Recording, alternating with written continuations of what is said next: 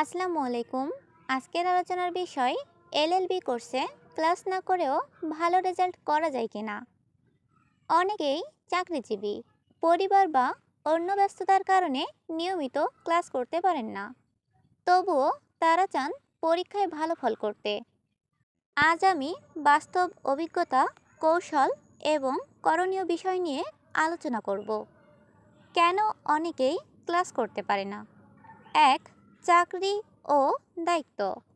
অনেকেই সরকারি অথবা বেসরকারি চাকরির পাশাপাশি এলএলবি করেন। ২. পারিবারিক বাধ্যবাধকতা, সংসার, সন্তান বা ব্যক্তিগত ব্যস্ততা থাকে। ৩. দূরত্ব সমস্যা, কলেজ অথবা বিশ্ববিদ্যালয় অনেক দূরে হলে নিয়মিত যাওয়া সম্ভব হয় না। ৪. স্বশিক্ষণ প্রবণতা, কেউ কেউ মনে করেন বই ও নোট পড়েই শিখে নেওয়া যাবে। এলএলবি ২ বছরের কোর্সে ক্লাস না করে পাশ করা সম্ভব এবং ক্লাস না করেও ভালো রেজাল্ট সম্ভব।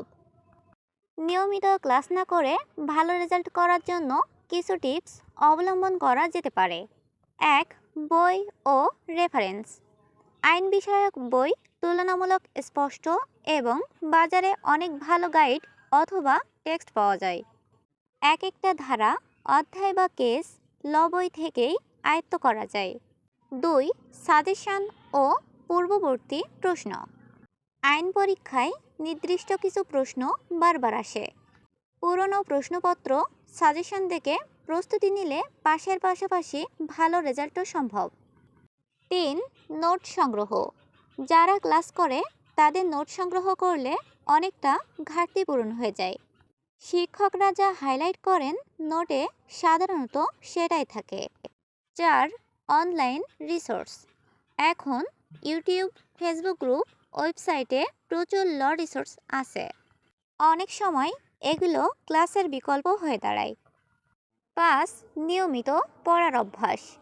ভালো রেজাল্ট করার জন্য নিয়মিত পড়ার অভ্যাস এবং একটি রুটিন মেনে চলা খুবই গুরুত্বপূর্ণ। আপনি যতই ব্যস্ত থাকেন না কেন প্রতিদিন অল্প হলেও পড়ুন। পড়ার এই অভ্যাসটাকে ধরে রাখুন। নিয়মিত পড়ার এই অভ্যাসটা ধরে রাখলে এবং প্রতিনিয়ত পড়তে থাকলে সম্পূর্ণ বিষয়টি আপনার কাছে অনেক সহজ হবে এবং পরীক্ষার সময় ভালো রেজাল্ট করতে পারবেন। এবার আমরা আসি কিভাবে প্রস্তুতি নিতে হবে। ১. সিলেবাস বোঝা। প্রথমে পুরো সিলেবাস লিস্ট করে নিতে হবে।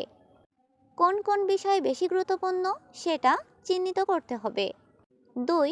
স্ট্যান্ডার্ড বই পড়া, টেক্সট বুক, যেমন এম এ রহিম, জাহিদুল কবির বা স্বীকৃত বিশ্ববিদ্যালয়ের রেফারেন্স বই। শুধুই গাইড বইয়ের ওপর নির্ভরশীল করলে কনসেপ্ট দুর্বল হবে। ৩. পূর্ববর্তী প্রশ্ন বিশ্লেষণ।